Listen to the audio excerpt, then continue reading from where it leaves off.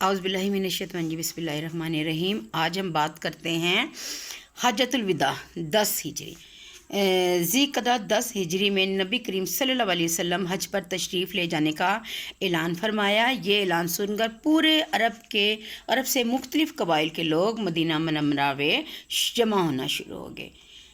26 ज़िक़दा को आपने गुस्ल फरमाया और नमाज ज़ोहर के बाद तमाम अजवाज़ मोहतरात और सहाबा कराम की भारी तादाद के साथ रवाना हुए और आप मदीना मुनव्वरा से मुक़ियात है पहुंचकर रात बसर की और दूसरे दिन फिर गुस्ल फरमाया। 2 रकत नमाज अदा करने के बाद एहराम बांधा। इसी जगह से अल्लाह ताला की हमदो सना शुरू कर दी।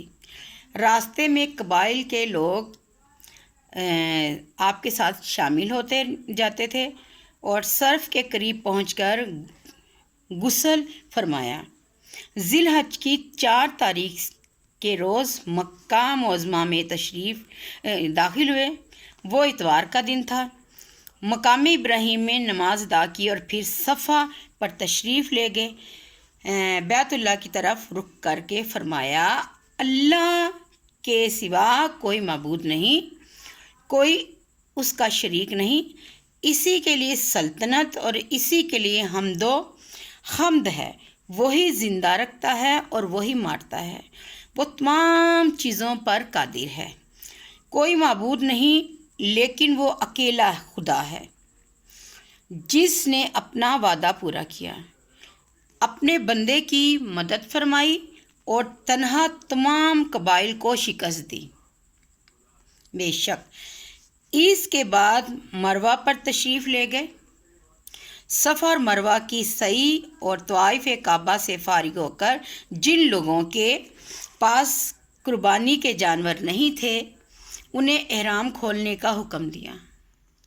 आपने एहराम नहीं खोला क्योंकि आपके पास कुर्बानी का जानवर था।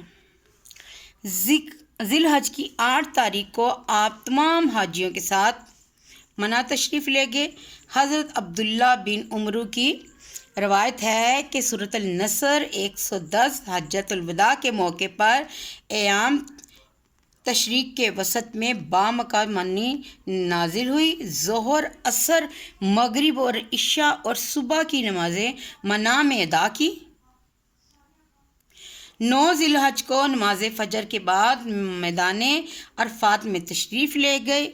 यहाँ ऊँटनी पर सवार होकर अपना मशहूर और तारीख़ी आखिरी खुतबा इरशाद फरमाया। है सुभान अल्लाह। इस मौका पर यह आयत नाजिल हुई थी कि आज के दिन तुम्हारे लिए दीन को मैंने कामिल कर दिया और मैंने अपना इनाम तमाम कर दिया और मैंने इस्लाम को पसंद कर लिया। अल-माइदा की ये आयत है। ये सुनकर हज़रत अबू बकर सिद्दीक़ ज़ारो कतार रोना शुरू हो गए क्योंकि वो इस आयत के मफ़हूम को समझिए थे कि वो अल्लाह ताला हुज़ूर पाक सल्लल्लाहु अलैहि वसल्लम पर आखिरी आयत नाजिल फरमाई है। आखिरी खुतबा था इंसानियत की आज़ादी का। आप सल्लल्लाहु अलैहि वसल्लम ने फरमाया, लोगों जानते हो ये कौन सा दिन है?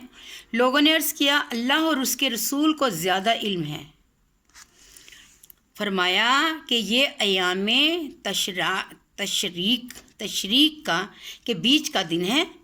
फिर आपने पूछा, जानते हो ये कौन सा मुकाम है? लोगों ने अर्ज़ किया, अल्लाह और उसके रसूल को ज़्यादा इल्म है। फरमाया ये मशर हराम कमाल का बेहतरीन नमूना है जिसकी कहीं मिसाल नहीं मिलती। फिर फरमाया तमाम तारीफ़ें सिर्फ़ अल्लाह ही के लिए हैं। हम उसी से हमद करते हैं, उससे मदद करते हैं तलब और उसी से गुनाहों की माफ़ी चाहते हैं।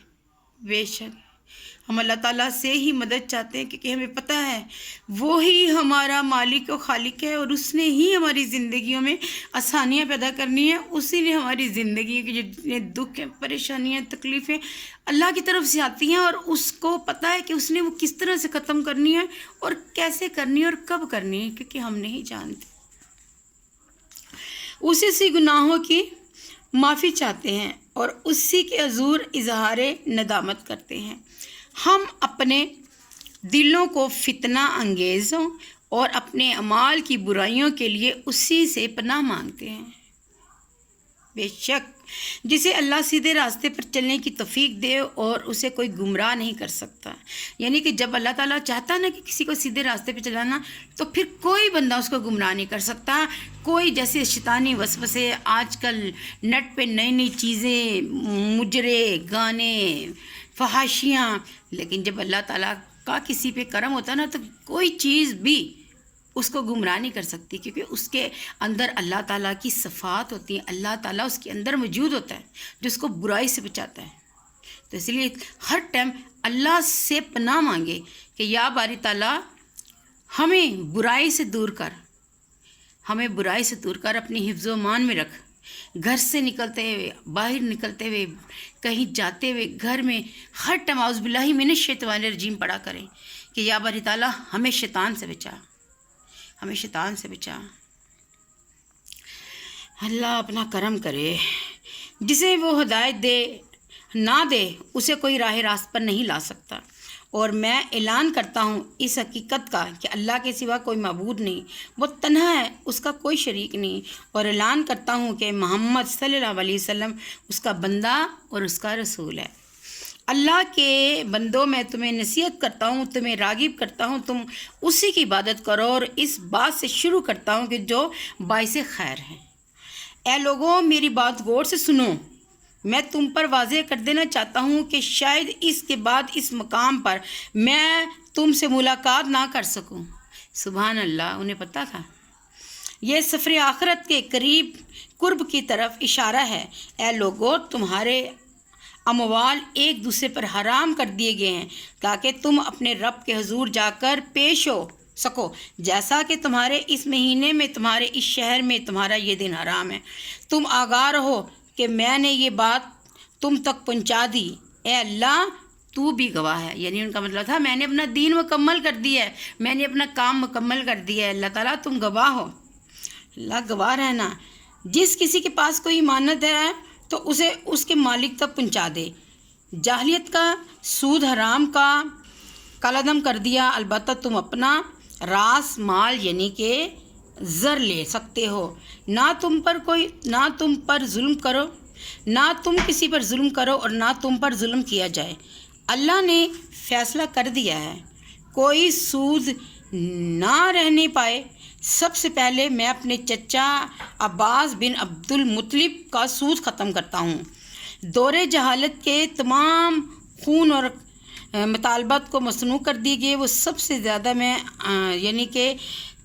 سے پہلے میں عامر بن ربیعہ بن حارث عبد المطلب کے خون کا مطالبہ ختم کرتا ہوں۔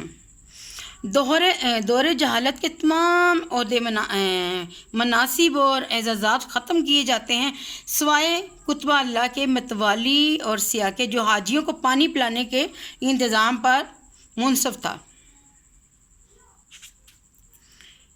ہم اللہ تعالیٰ کی کون کون سی نعمتوں کو ٹھکرائیں گے یا جھٹلائیں گے، یہ سلسلہ چلتا رہے گا۔ یہ حج کا مہینہ ہے، اسی طرح ہم حج پہ اور اسی طرح دین کی باتیں کرتے رہیں گے تاکہ ہم لوگوں کو باتیں پتہ چلیں، کیونکہ باتیں ہمیں معلوم ہوتی ہیں لیکن ہم پڑھ کے ہم بھول چکے ہوتے ہیں۔ تو دین کی چھوٹی چھوٹی باتوں کو شیئر کرنے کے لیے میری ویڈیو کو لائک کریں، اور پلیز لائک کا بٹن دبا دیا کریں اور آگے پیش کیا کریں تاکہ میرا یہ جلدی کام ہو سکے، جس کے لیے میں صدقہ جاریہ کے لیے میں نے یہ چینل کیا ہے، اور یہ میرا کام آپ لوگوں نے مکمل کرنا ہے۔ اللہ آپ لوگوں کا حامی و ناصر ہو، اللہ تعالیٰ آپ لوگوں پہ اپنی رحمتوں شفقتوں کے سائے کر دے، اور اللہ مجھے بھی اپنے حفظ و امان میں رکھے۔ دعاؤں میں یاد رکھیے گا، پھر ملتے ہیں اسی طرح دین کی باتوں کے ساتھ۔ اللہ حافظ۔